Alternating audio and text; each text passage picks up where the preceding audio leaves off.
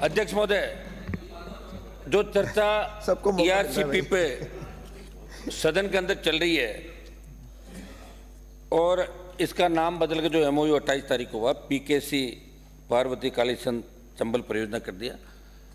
अध्यक्ष महोदय, सबसे ज़्यादा जरूरी तो यह है कि राजस्थान के इन 13 जिलों को पानी कैसे मिले, ये हमारे लिए सबसे ज़्यादा महत्वपूर्ण है। कांग्रेस की भी सरकार रही थी, स्टेट में रही, दिल्ली में रही, आप कर लेते आपको कौन मना कर रहा था, आप कर लेते आपको कौन मना कर रहा था। लेकिन जो अभी कांग्रेस के माननीय सदस्यों ने बात कही थी, डॉक्टर साहब, ये ईआरसीपी को राष्ट्रीय परियोजना घोषित करने का मामला, ये सही कि राज्यसभा में डॉक्टर साहब उठाते थे, लेकिन लोकसभा में आपका तो कोई एमपी था नहीं, मैं ही उठाता था लोकसभा के अंदर। और मेरे सवाल के जवाब में क्या कहा वो मैं अध्यक्ष जी आपको बता दूं, कुछ पिन पॉइंट आपको बताऊंगा।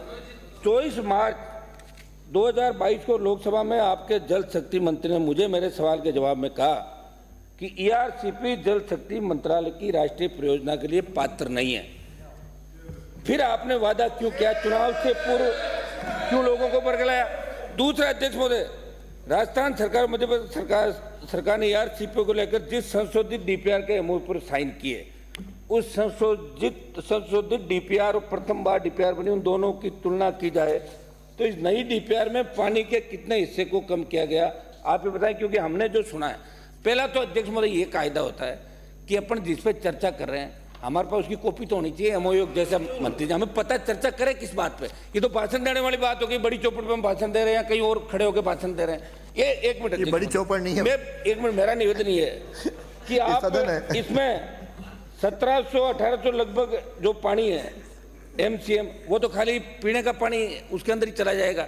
जो परिकल्पना हमने 3910 एमसीएम की थी, 3510 पे जो समझौता हुआ था, आप तो ये बताएं अध्यक्ष महोदय कि हमें इस राजस्थान को आप इसके माध्यम से कैसे पानी 13 जिलों में पिलाएंगे? एक पता नहीं हुआ, आप गलत पहले हुआ था कभी भी नहीं हुआ। पहले परिकल्पना की थी, ढंग से देख लो। मैंने देखा है, मैं जो कह रहा हूँ डॉक्टर साहब, 3910 की बात थी 1999 के अंदर, फिर 5 के बाद ये बात चालू हुई।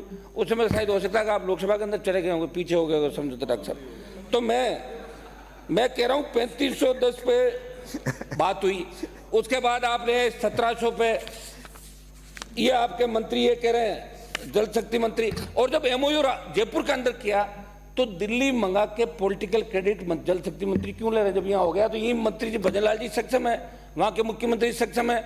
और फिर वित्त का क्या किया आपने, फाइनेंस का इसके अंदर किया ही नहीं, वापिस लेके जाओगे वहां।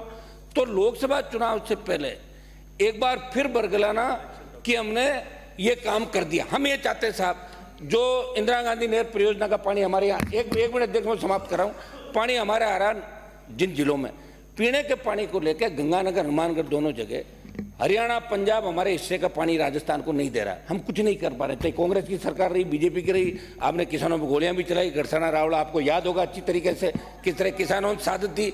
16 के अंदर आपने देखा होगा कि किसान के बेटे किस तरह शहीद हुए पानी के लिए। हम चाहते हैं कि पीने का पानी राजस्थान को मिले, सिंचाई का पानी राजस्थान को मिले। खाली भ्रामक प्रचार मत करो। महिला आरक्षण बिल लेके आगे परिसीमन के बाद 2047 में होगा, ये क्या बात कर रहे हो साहब? आप अगर ईआरसीपी का नाम भी बदल रहे हो तो कम से कम ये बता दो कि पानी कब तक आ जाएगा, कितना फाइनेंस की व्यवस्था रखी है। सदन में वहां हमें जवाब कुछ दे रहे हो, यहाँ बात कुछ कह रहे हो।